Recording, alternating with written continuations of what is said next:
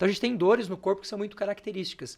Nessa região aqui da cabeça, dor na nuca, no meio da escápula, bem embaixo da Sim. último fio de costela. São dores puramente emocionais. É o sistema simpático que está dizendo para você, tá errado, tá errado, tá errado, tá errado. Efeito psicossomático, efeito que começa na mente e desencadeia no corpo. Se o ser humano continua nessa mesma pegada, a gente vai para um terceiro estágio do sistema emocional que ninguém entende por que acontece, mas ele acontece, que é o adoecimento. Geralmente, quando alguém fica doente, a pessoa pensa que isso é uma desgraça, que isso é ruim. Nem sempre. Às vezes, a doença é uma comunicação do teu sistema falando, para, porque se você não parar, eu te paro, senão você vai morrer. Então, quando a gente corrige o sistema nutricional, não tem por que ele entrar nessa pilha. Se você gasta muito no estresse e tem fadiga adrenal, por exemplo, e você tem um bom consumo de vitamina A, vitamina D, vitamina C, que são antioxidantes, esse estresse não vai acontecer. Se você dorme bem, você vai ter melatonina. Melatonina é um antioxidante que limpa o corpo inteiro. Você não vai precisar de remédio. Então, a base nutricional é 90% do processo. Não é que as outras áreas não sejam importantes. E eu até vejo isso acontecer. Às vezes, por exemplo, eu trato muitos psiquiatras. Em tese, gente que entende muito sobre Os a mente humana. psiquiatras vão te consultar? Sim. Que massa! Mas Queria estar lá para ver. Pois é. Mas por quê? Porque a gente está acostumado na medicina tradicional Sim. a tratar o sintoma e não a causa.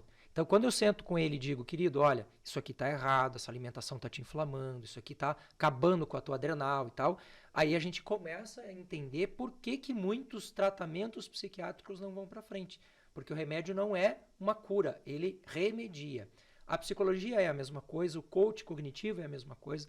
Às vezes a pessoa é mega bem informada, você tem profissionais incríveis no mercado, mas ele não consegue destravar o cara, porque tem vitamina D faltando, porque tem potássio em excesso, entendeu? Entendi. Que o cara tá com o fígado intoxicado, com metal pesado, enfim.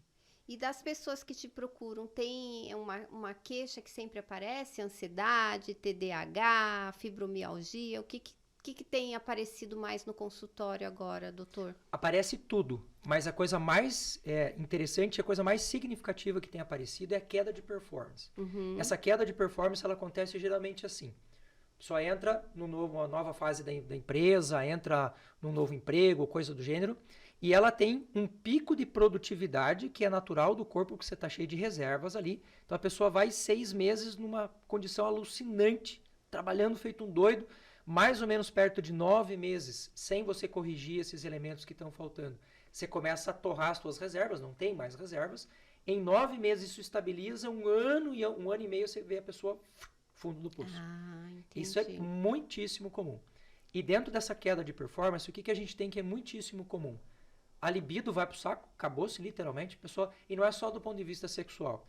É a libido no sentido de você sentar no final de tarde, olhar para um contraste entre um pinheiro e um céu azul e dizer, cara, que massa esse negócio aqui. E a pessoa perde esse prazer. A gente tem queda de performance na aprendizagem, que é muito comum acontecer. Leio, não entendi nada. Leio, não entendi nada. Outro, que é muito comum, memória fraca, memória está frágil, pô, não lembro mais o nome daquela pessoa, acabei de olhar no celular o negócio, já não lembro mais o conceito. Queda no processo de foco, eu preciso sentar para poder prestar atenção, para ler um contrato, por exemplo, e não consigo passar mais de 10 minutos fazendo isso. Então isso é o comum, isso é o corriqueiro, isso é, sei lá, 95% do que eu pego todo santo dia. Aí, quando essas condições elas estão muito amplificadas, aí a gente tem problema de intestino, que é o que mais acontece, Sim. Queda de cabelo, começa a ter problema de pele, aparecimento de fibromialgia, aparecimento de endometriose, problema cardíaco, câncer, que são coisas que estão ligadas ao processo emocional. Só para você ter uma ideia de um índice, para a gente conseguir ter uma noção, existe um pensador, um pesquisador alemão chamado Dr. Hammer. O Hammer, ele é um oncologista, então ele trabalha com câncer. E ele percebeu que na família dele, quando o filho dele ficou doente, a esposa desenvolveu câncer. Quando o filho faleceu, ele desenvolveu câncer. Aí ele falou, tem alguma coisa que liga um trem no outro aí. E ele começou a perguntar para os pacientes dele, quantos deles tiveram traumas emocionais nos últimos 2 a 5 anos? Quase todos. E o que ele descobriu que foi meio assim, ele tirou no escuro e acertou. Que para cada pessoa doente, não só de câncer, hoje a gente sabe que é de outras coisas, Covid, enfim, todas as doenças graves, num tempo médio de mais ou menos 2 anos, no círculo social daquela pessoa, entre 2 a 5 pessoas adoecerão também por causa disso. Por quê? Porque a pessoa não tem blindagem. Por exemplo, imagine que você tenha lá uma notícia, seu filho está doente e ele tem câncer. Nossa. Ele é muito impactante, mas ele é impactante por quê? Porque a gente está sem blindagem. Porque numa preparação emocional, como a gente costuma fazer, quando você sabe que o outro precisa de ajuda, é onde você mais tem que estar 200 por hora.